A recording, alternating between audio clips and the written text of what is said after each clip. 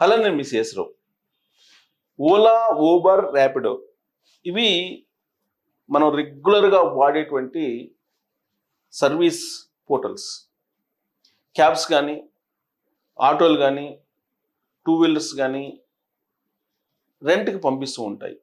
మనం బుక్ చేసుకుంటే మన దగ్గరకు వచ్చి తీసుకెళ్తారు. అయితే ఈ కంపెనీలు పెట్టినటువంటి నిబంధనల కారణంగా డ్రైవర్లకు అన్యాయం జరుగుతుంది అనేటువంటిది చాలా కాలంగా వినిపిస్తుంది. అందుకే సొంత ట్యాక్సీ సర్వీస్ని పెట్టుకోవాలి, సొంత ట్యాక్సీ సర్వీస్ని అందించేలా సహకార్ అనేటువంటి ఒక పోర్టల్ని కేంద్ర ప్రభుత్వమే రూపకల్పన చేసింది.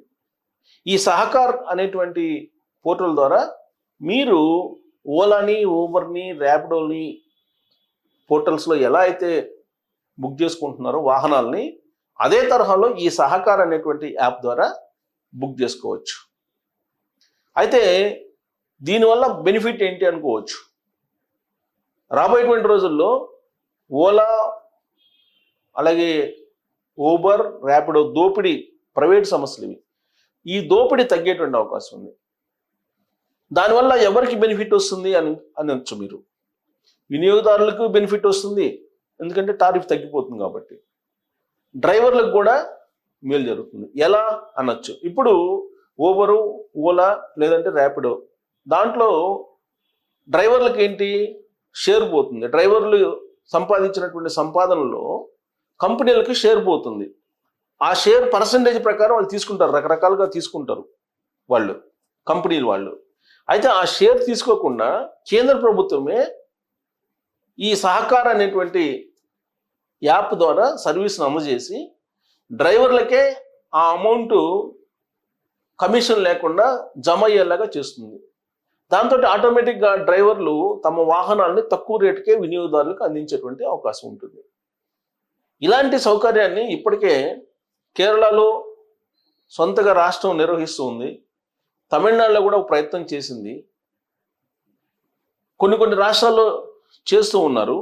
కాకపోతే ప్రైవేట్ కంపెనీల్లో ఇస్తున్నటువంటి సర్వీస్ లాగా పోటీపడి ఇవ్వలేకపోతుంది. అందుకే కేంద్ర ప్రభుత్వం దేశవ్యాప్తంగా సహకార్ అనేటువంటి ఒక యాప్ ద్వారా, ఒక ప్లాట్ఫామ్ ద్వారా ఈ మొత్తం వాహన సర్వీసుల్ని, ఆటోలు, ట్యాక్సీలు అలాగే టూ వీలర్స్ వీటన్నిటిని కూడా అందించబోతుంది.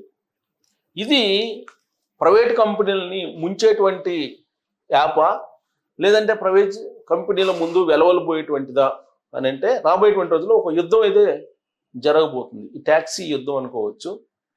మరి దానికి సంబంధించినటువంటి సమాచారం ఏంటి లేటెస్ట్గా కేంద్ర ప్రభుత్వం నుంచి వచ్చింది అని అంటే నేను మీకు చదివి వినిపిస్తాను.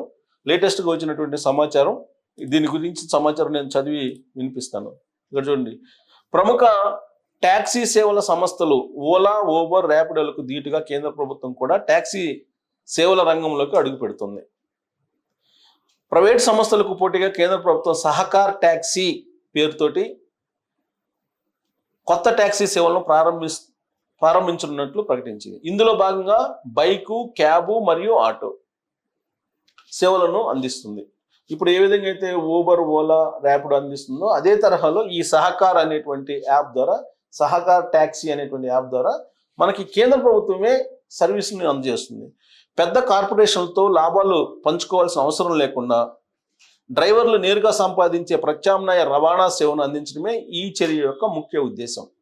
దేశవ్యాప్తంగా టూ వీలర్ ట్యాక్సీలు, ఆటో రిక్షాలు, ఫోర్ వీలర్ ట్యాక్సీలను సహకార్ ట్యాక్సీ వ్యవస్థ కింద నమోదు చేసుకోవడం జరుగుతుందని కేంద్ర హోంమంత్రి, సహకార శాఖ మంత్రి అమిత్ షా పార్లమెంట్లో ఈ కార్యక్రమాన్ని ప్రకటించారు. పార్లమెంట్లో అనౌన్స్ చేశారు. ఇది ప్రధానమంత్రి నరేంద్ర మోడీ సహకార్ సే సమృద్ధి అనేది కేవలం నినాదం కాదని, దీన్ని సాకారం చేయడానికి సహకార మంత్రిత్వ శాఖ గత 3.5 సంవత్సరాలుగా రాత్రింబవళ్లు పనిచేసిందని షా అన్నారు.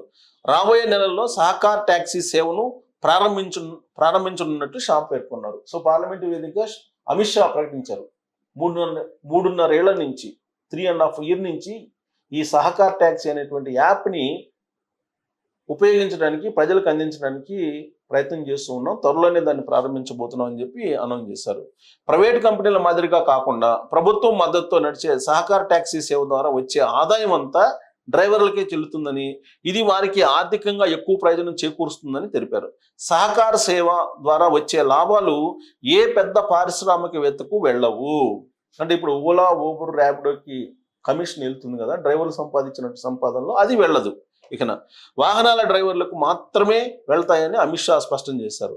అదనంగా దేశంలోని సహకార వ్యవస్థలో బీమా సేవలు అందించేందుకు ఒక సహకార బీమా కంపెనీ కూడా ఏర్పాటు చేస్తామని షా చెప్పారు.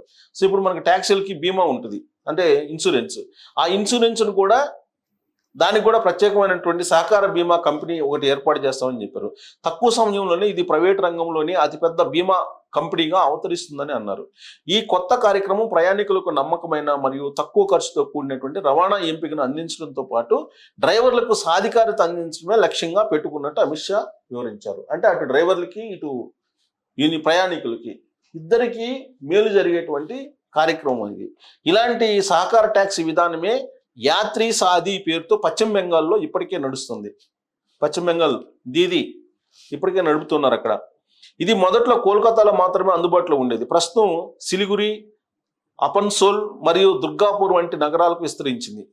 యాత్రి సాధి శీఘ్ర బుకింగ్లు, స్థానిక భాషల మద్దతు, సరసమైన ఛార్జీలు మరియు రౌండ్ ది క్లాక్ కస్టమర్ సహాయాన్ని అందిస్తూ ప్రయాణికులతో మంచి గుర్తింపు తెచ్చుకుంది. సో పశ్చిమ బెంగాల్లో ఆ రాష్ట్ర ప్రభుత్వానికి మంచి పేరు రావడానికి కారణం యాత్రి సాధి అనేటువంటి యాప్.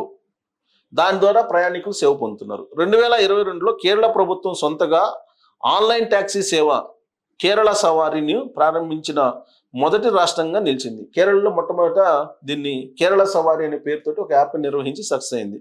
తక్కువ వినియోగం కారణంగా ఇది మూతపడినప్పటికీ రాష్ట్ర ప్రభుత్వం ఇప్పుడు సవరించిన ఛార్జీలు మరియు మెరుగైన సాఫ్ట్వేర్తో తిరిగి ప్రారంభించాలని యోచిస్తుంది. మొట్టమొదట దీన్ని కేరళలో ఇంట్రొడ్యూస్ చేశారు, కేరళ సవారీ అని. బట్ అది ఫెయిల్ అయిపోయింది. ఇప్పుడు మళ్ళీ దాన్ని రివోక్ చేసిన ప్రయత్నం చేస్తున్నారు. బట్ పశ్చిమ బెంగాల్లో మాత్రం ఇది సక్సెస్ అయింది అంటున్నారు. సో దేశవ్యాప్తంగా మరింత సక్సెస్ చేయడానికి అమిత్ షా దీని మీద కాన్సన్ట్రేషన్ చేసి రాబోయేటువంటి రోజుల్లో పెద్ద ఎత్తున ఈ సహకార్ ట్యాక్సీ అనేటువంటి యాప్ ద్వారా ప్రయాణికులకు తక్కువ రేట్లోనే సేవ అందించడానికి సిద్ధమవుతున్నారు. సో కార్పొరేట్లతోటి పోటీ పడేలాగా ఇప్పుడు కేంద్ర ప్రభుత్వం బరిలోకి దిగుతుంది అనమాట. మరి దీనివల్ల కార్పొరేట్ సంస్థలు నిలబడతాయా, లేదంటే కేంద్ర ప్రభుత్వం మరి ప్రయాణికుల యొక్క మన్ననలను పొందగలదా? ఎందుకనంటే ప్రయాణికులు, అటు డ్రైవర్లు, ఇది చాలా పెద్ద సెక్టారు. ఎవ్రీడే నిత్యావసర వస్తువుల్లాగా దీన్ని వాడుతున్నారు ఇప్పుడు. సో దీని యొక్క ప్రభావం పశ్చిమ బెంగాల్లో పాజిటివ్గా ఉంది ఆ రాష్ట్ర ప్రభుత్వానికి. అది గమనించినటువంటి కేంద్ర ప్రభుత్వం దేశవ్యాప్తంగా కూడా ఒక పాజిటివ్ వైబ్రేషన్, పాజిటివ్ యాంగిల్లో పౌరులు ఆలోచించేలాగా ఇప్పుడు అమిత్ షా ఒక ఆలోచన చేసి అమిత్ షా గారు ఈ సహకార ట్యాక్సీ అనే యాప్ని త్వరలోనే ప్రారంభించబోతున్నారు. ఇది ప్రారంభించిన తర్వాత రవాణా రంగంలో ఒక విప్లవాత్మకమైనటువంటి మార్పులు వచ్చేటువంటి అవకాశం ఉందని చెప్పి అంచనా వేస్తున్నారు ఆ రంగంలో ఉండేటువంటి నిపుణులు. మరి దీని సేవలు ఆకర్షించబడతాయా, లేదంటే కార్పొరేట్ సంస్థలు పోటీకి తట్టుకోలేదా అనే దాని మీద మీరు ఏదైనా గైడెన్స్ ఇవ్వాలనుకుంటే కామెంట్ రూపంలో తెలియజేయచ్చు. Thank you.